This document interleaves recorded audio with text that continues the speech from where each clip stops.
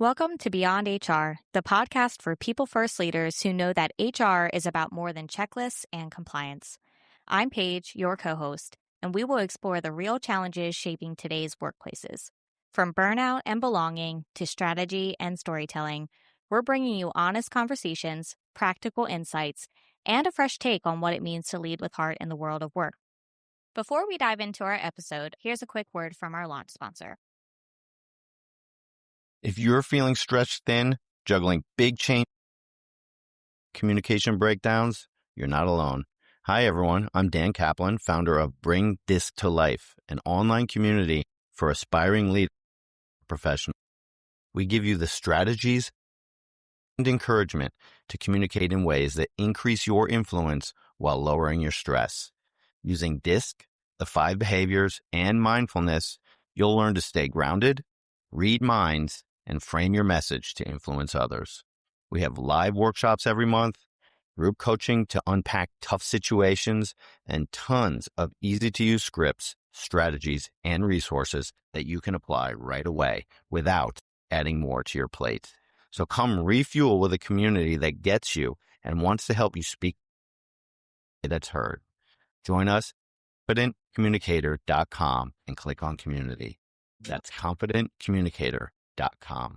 Lead yourself, others will follow.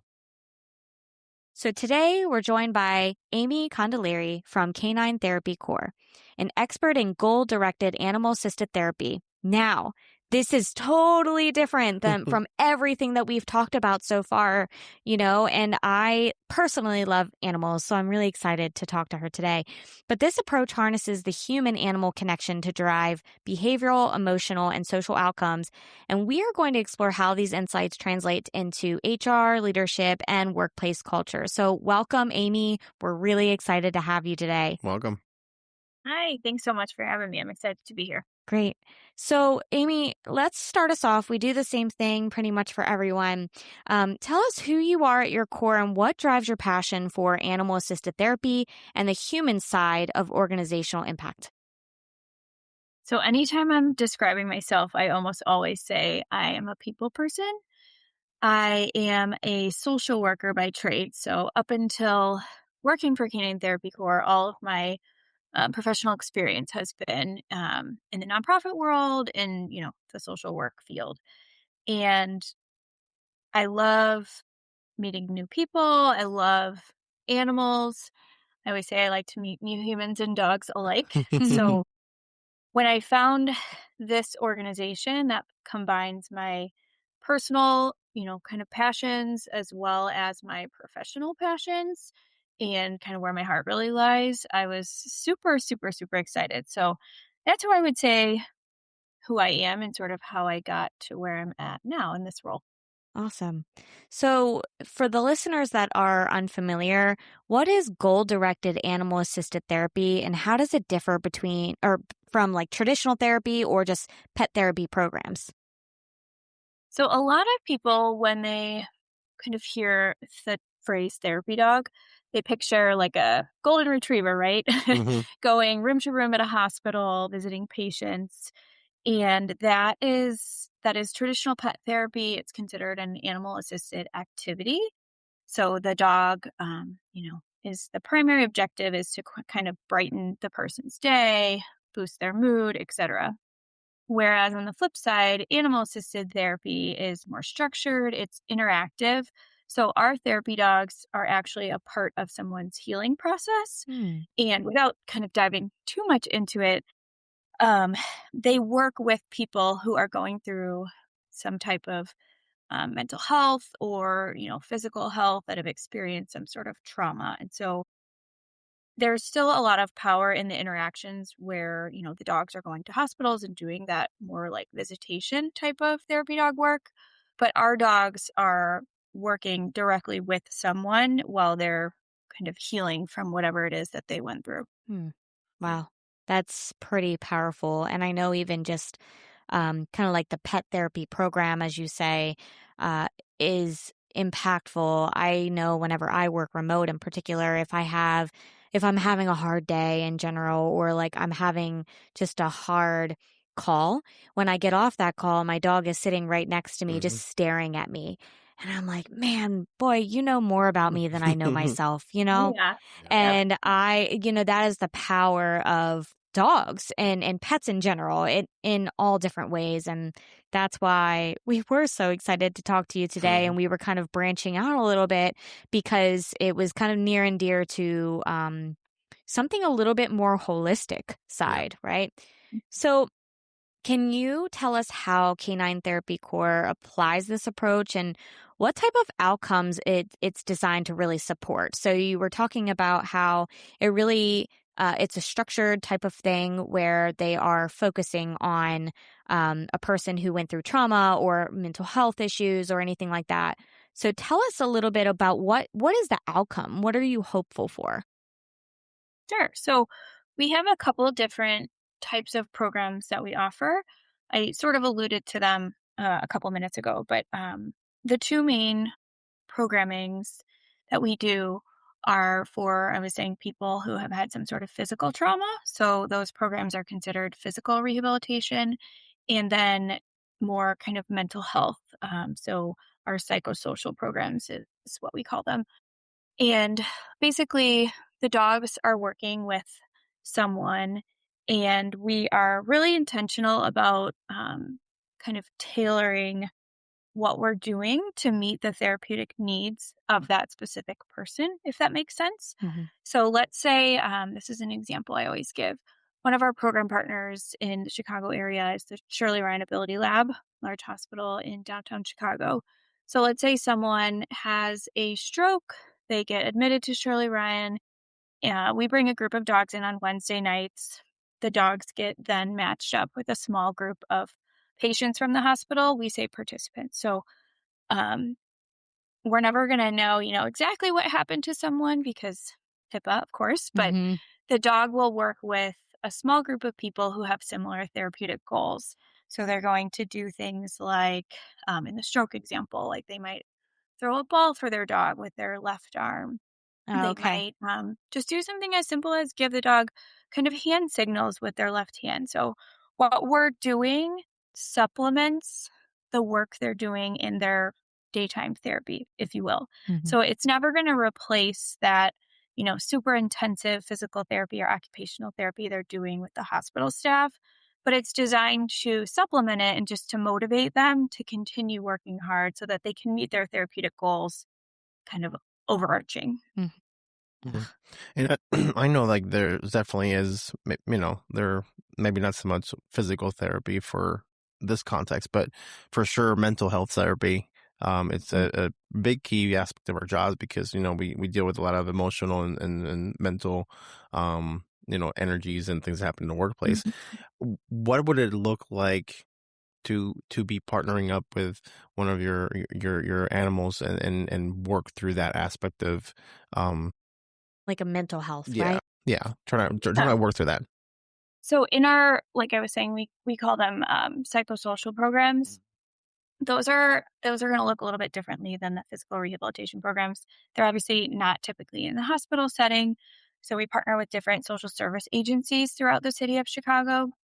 And what we do at those is we are working with a small group of people over the course of either 6 or 10 weeks. Most of our programs are 6. One of our programs with veterans is 10.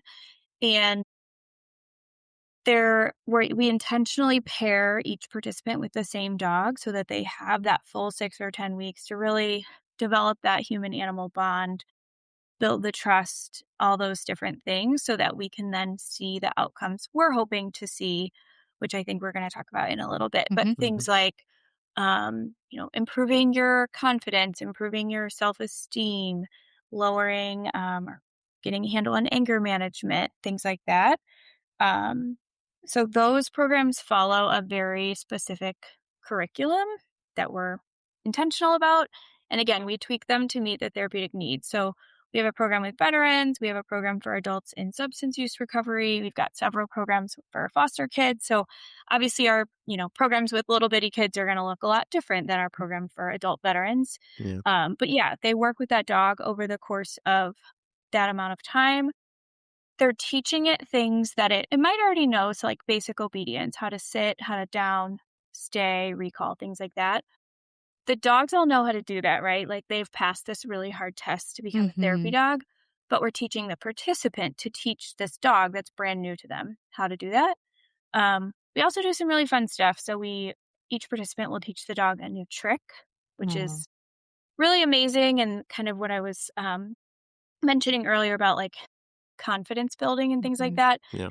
I love teaching my own dog new tricks. So like watching the participants get to teach a dog that's brand new to them how to do something in that short amount of time is it's just an amazing thing to see. And then lastly, we try to do some sort of dog sport. So typically it's running like a small agility course that the dogs all love, or nose work if you're familiar. But yeah, so they're working on kind of those three main things. And we're building off what we did the week before over the course of the 6 or 10 weeks. Yeah. Wow. It's amazing stuff. I'm telling you, they're so smart. And it's neat that they're already trained before someone is trying to train them to help essentially build their confidence. That's so cool. Yeah. So one of the questions that I have, so what have you observed about like the human response to therapy dogs that might be especially valuable for people leaders to understand? Yeah, I think kind of a buzzword you'll hear me use a lot, whether it be in the office setting or, on podcasts such as this one, is just the power in how dogs are non-judgmental. So it doesn't matter, you were talking earlier about having a bad day at work, and when you're working from home, your dog just being right there, and they just pick up on everything. They know when we're having a bad day. They know when we're not in a good mood, and they're always there for us. So I think for a lot of the people that we work with, they're going through so much, whether it's, some sort of physical trauma that we can see or some sort of emotional trauma that, you can't see human eye. So showing up, and even if you're having a bad day, the dog is going to be so excited to see you. Yeah. That's something that, especially in our psychosocial programs, by like weeks 2 or 3, the dog will like, these are again very well-trained dogs, but they're like pulling to get over to the person they're working with because they're so excited. And they've only met that person, a handful of times. So I think that just really speaks to the power of animal-assisted therapy in general, but that piece of being non-judgmental and just meeting people where they're at, regardless of what they're going through. I think we could all probably learn a lot from dogs in that regard. Definitely, yeah. That bond and that connection is for sure. Because we have a Mastiff at our house, so she's by no shape or form a tiny dog, and she thinks she's a tiny dog, but she's not. And kind of reinforcing what you said, it's crazy how she's a gentle giant. Even though at times when she gets rowdy, she's all over the place, knocking things over. But she would just pop her head on our lap and just sit there. Doesn't say anything, but like if you look at her eyes are telling you everything, And it's crazy because it almost makes me like I want to go home and hug my dog right now. Like, I know my dogs. Yeah. Yeah, it makes you super thankful for them. I remember. So we were lucky enough in my current organization where I was able to bring in my dog, and he's 10 years old. His name is Miller.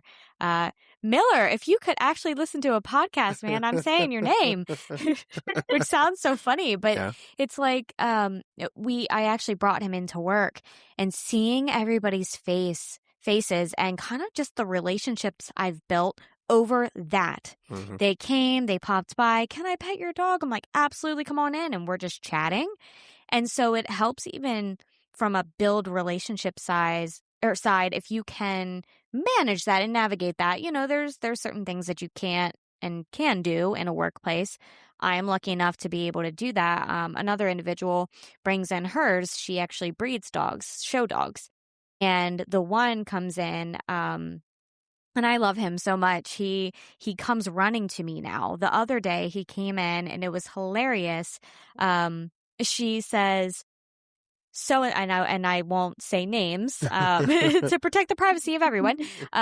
But she yelled to this dog and said, "You can't go right over to Paige's office.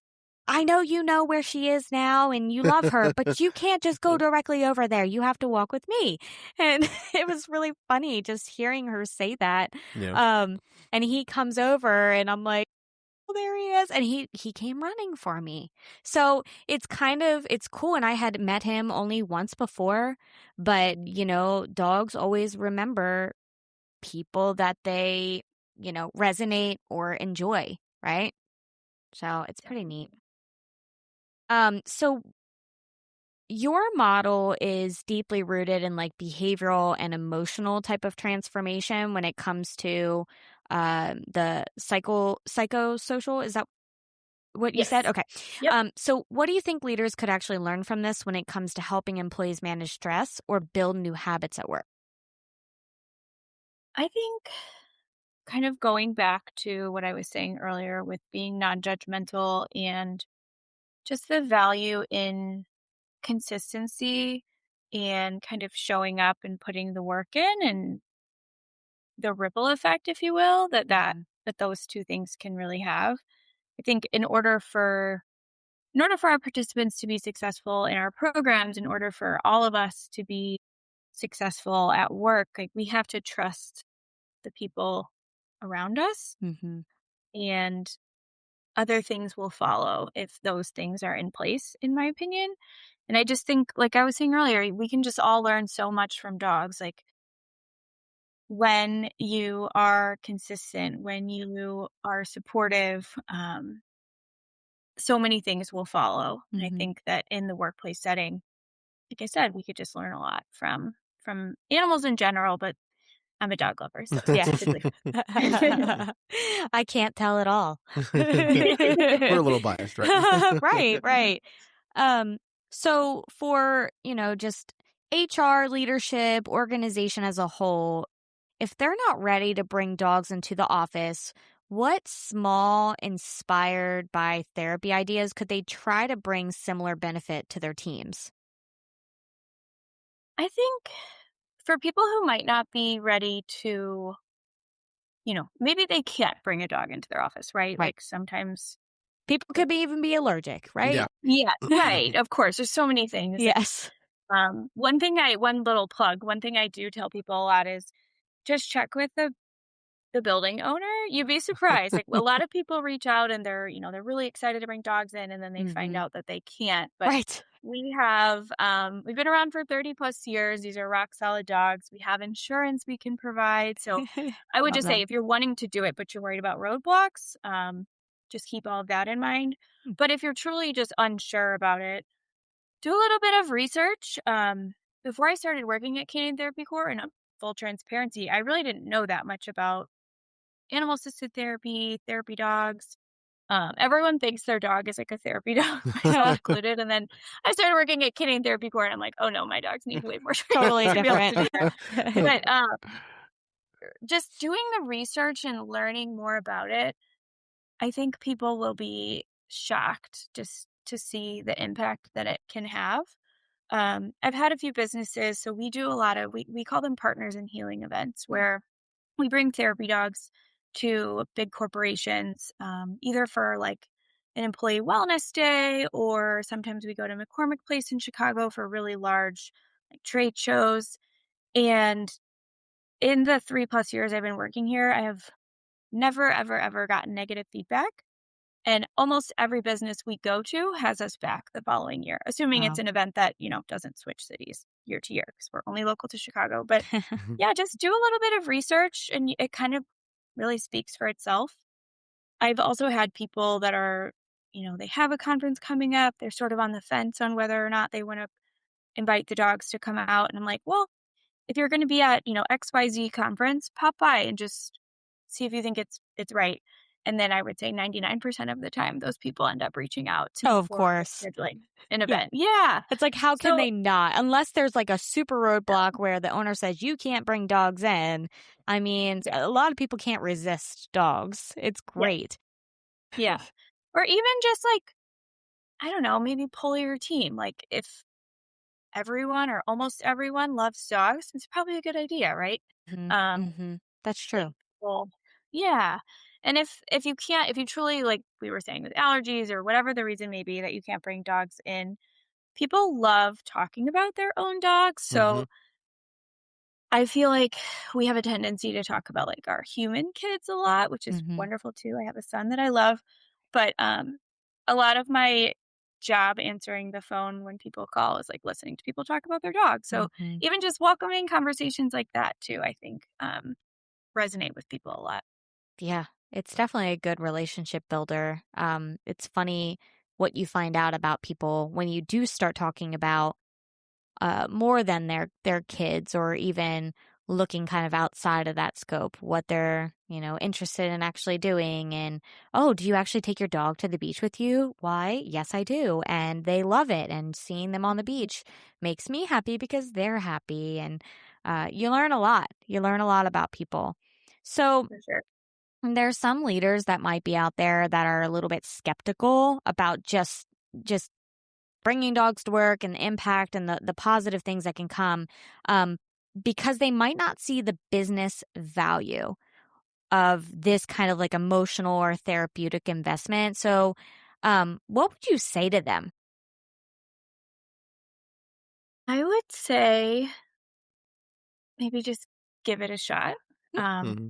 True. it's not practical that, every business in the world is going to be able to have like an office dog, whether it be a therapy dog or just someone's pet dog that they bring into work. Mhm. But if you have the means to invite, if you're local to Chicago, we'd love to come out. If you're not in the Chicagoland area, there's plenty of other organizations that do similar work to what Mhm. we do.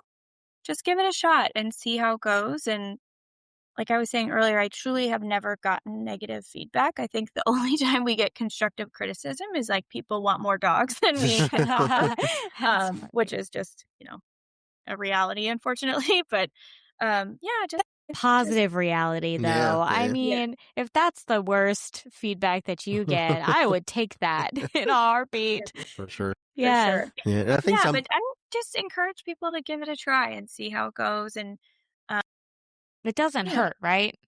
right. Yeah, exactly. True. Exactly. Yeah, It's like, what are we Nothing losing? bad will come of it. Sure. yeah, and I think sometimes the reason why there's a pushback or lack of understanding is because a lot of times in leadership, folks don't understand the emotional side of humans at times, or the deep, convoluted mess that we can be as humans. So it's easier to just kind of have that focus on like we're at work focus. I I can't believe people still use the whole concept of like, hey, leave your private life at home and Mhm. and don't bring it into work. Not lacking to understand that those are all intertwined and connected. So in your work with dogs as well as work in general, what would you say is something that you could help leaders understand better about the emotional side of healing and motivation at work? Say, let me think on that for a minute. I think if you're trying to, like, if leadership is really trying to promote a workplace of, where people feel included and they feel valued, and, you really want them to feel like happy at work and happy in, what they're doing and whatnot, just making sure that you're kind of talking the talk while you're walking the walk, Mm-hmm. and meeting people where they're at when they're having a bad day. I kind of mentioned that earlier. Um, there was one of the, I know, questions that you guys had listed was about like body language and Mhm.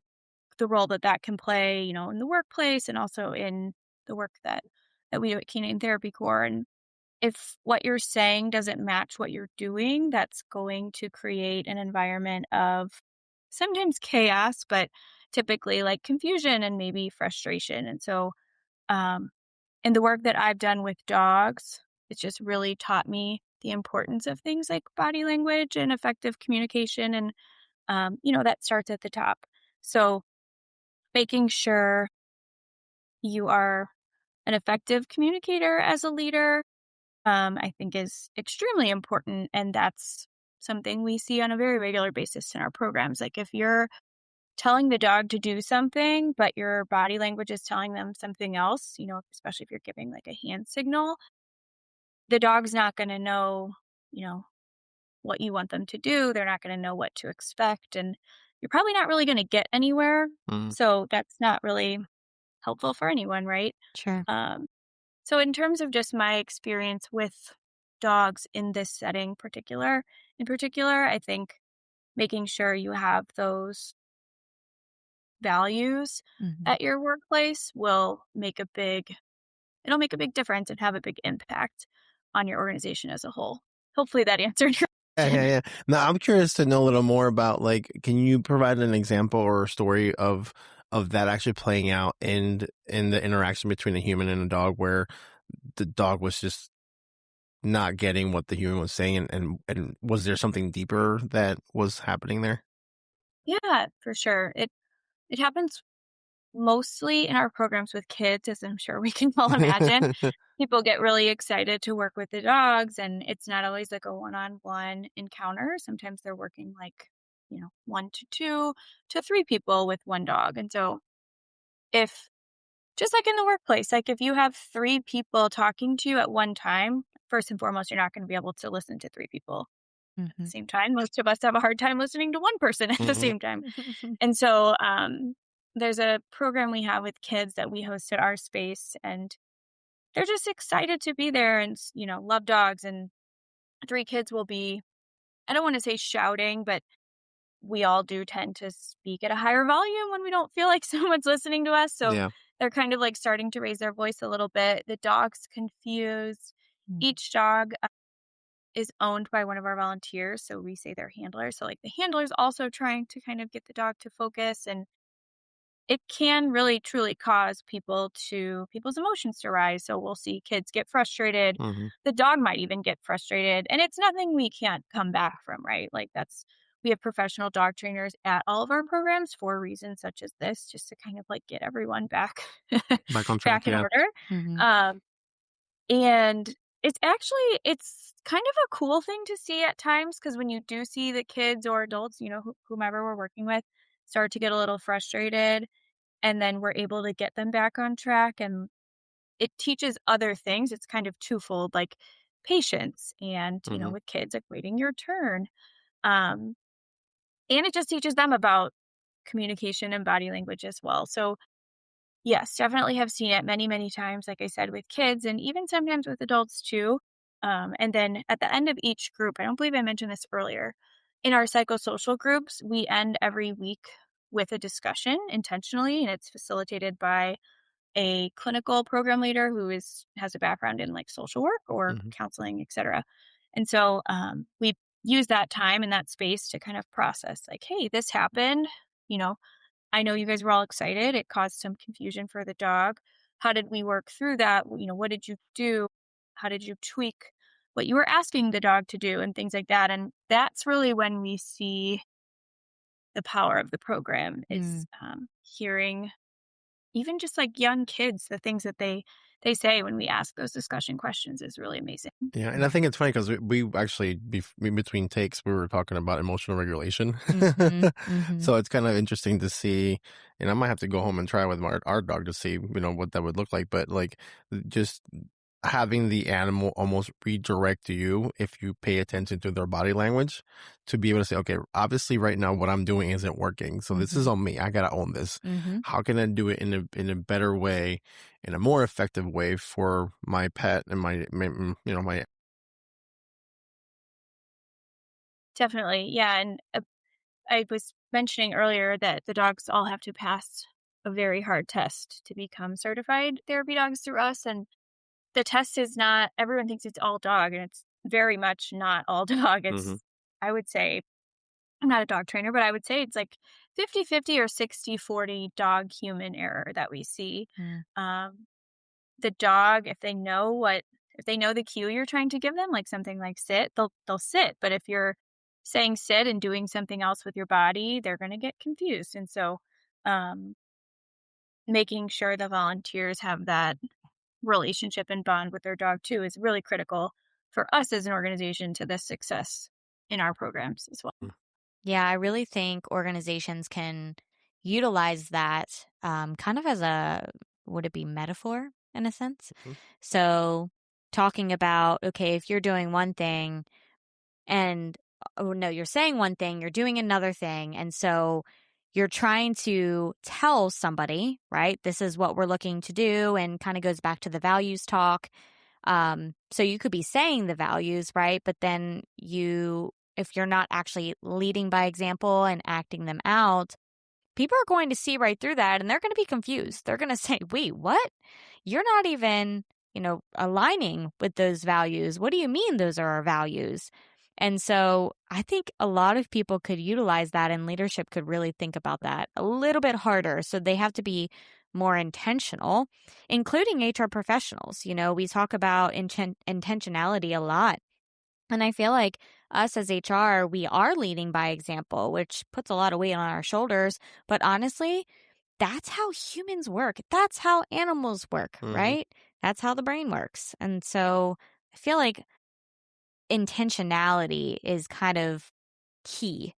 That's kind of what I'm hearing through our conversation. Intentionality. Yes, yeah. Definitely. Wow. And clarity too. Yeah, that's true. Sure. Being clear with what we're looking actually for, right? Yeah. So Amy, so it doesn't even have to do with anything we talked about today, but if anybody could take away like one powerful insight from you, just overall, what do you think that would be? So anything, and it doesn't necessarily need to be related to in the workplace. Correct. I've never been asked that question before. Hard question. It is a hard question. I think just how much we can learn from dogs. I know I sound like a broken record, but No. we tend to think as humans we kind of got it all figured out. And Yeah. especially if we're working in a field we've been in for a while. Here I am tying it back to work. But everything we can learn from them, and the power of the bond. I mean, I see it at work between the therapy dogs and the participants. We've talked about how we all see it at home with our own dogs. So just being mindful of, trying to be more like your dog, I guess. It kind of sounds silly to say it out loud, but I just think that if we were all more like our dogs, we would be happier, and the people around us would probably be happier as well. Yeah, I've sure. said that before. So it doesn't sound silly at all. I thought it was silly at that time too, but now you said it and now you're making me feel less silly. So that's good. People should be more like dogs because they are non-judgmental. I think we can all learn something from that for sure. Yes. And they Yes. love unconditionally. Yes. That's the other part of the piece that I don't think we even touched on this conversation, but No. I know that it does not matter. Obviously, there are extreme cases if the dog is abused, but for the most part, if we keep it at a day-to-day stress level, it doesn't matter what happens. That darn dog will always look at you and wag their tail and smile at you, and no Yes. matter what. Yep. Same. Yes. Something that's really cool that we see pretty frequently in our programs. Like, I think a lot of people think that, these are just programs for dog lovers, right? But they're really not. One of the questions we ask at every program we have, whether it's in the hospital setting or, one of our psychosocial programs, we say, by a show of hands, is anyone here afraid of dogs? And more often than not, at least one person raises their hand. So it's another thing that's, I think, very cool to see. Like, you have this fear of this thing, yet you're still showing up. And those are usually the people that tend to get the most out of the program, and they're able to kind of overcome that fear or that anxiety, whether they had, something bad happen in the past related to a dog, or they've just never really been exposed to dogs or animals or whatever it may be. So that's one of the things that I really love about my job, is getting to see that kind of transformation happen. And yeah, I can't speak enough to the power of just animal-assisted therapy in general, whether it be our programs or, any other therapy dog organization. Yeah. I love that. Definitely. Well- And thank you very much, obviously, for the services you're providing. Yeah. Because I think we need these kind of services more and more to kind of help us as humans reset our priorities and reset our just the way that we navigate the world for sure. So we, thank you very much for that. Yes, thank you. And thank you for your time today too. We really appreciate it. And I know Will and I have been really looking forward to this conversation for a while now. And I know we got rescheduled because of illnesses with kiddos and all of those not so fun things. So this was a really great conversation. I really appreciate it. Yeah, and this makes me want to go home and hug my dog today. Like, more than normal. Like, so thank you for that too. Like, she's probably going to be confused. Like, why are you giving me all this love today? Like, what's up? Thank you guys so much for having me. Great. Of course. Thank you. Thanks for tuning in to the Beyond HR podcast. We hope today's episode inspired you to reflect and grow in your own HR journey. Connect with us on LinkedIn, Facebook, Instagram, TikTok, and YouTube at Beyond HR Podcast. If you found value here, share it with your fellow HR professionals. Until next time, keep making an impact on yourself.